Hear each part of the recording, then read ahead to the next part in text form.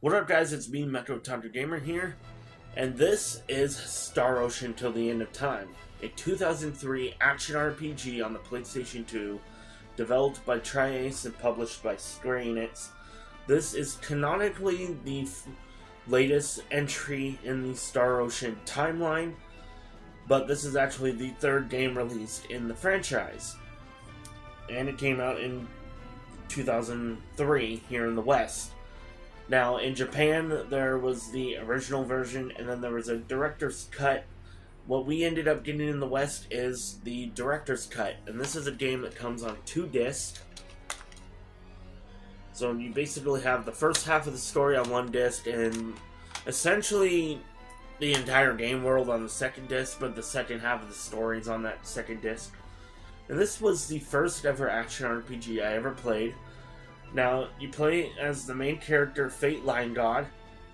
and you can switch to like some of the other characters, and he is on vacation with his family and childhood friend Sophia Estede,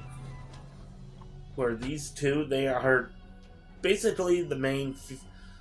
characters of the game. There's one other main character, her name is Maria,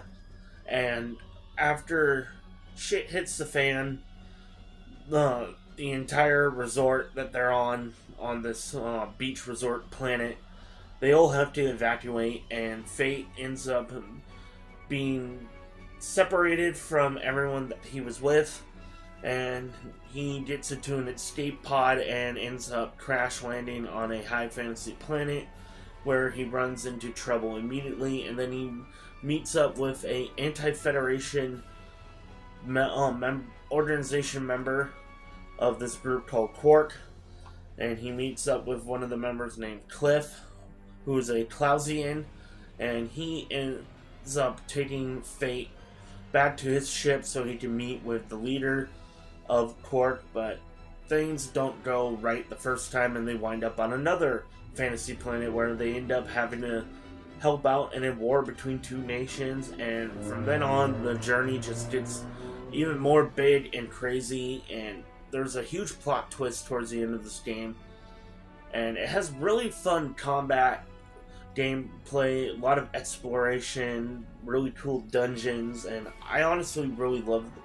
this game. It took me over 100 hours to beat it,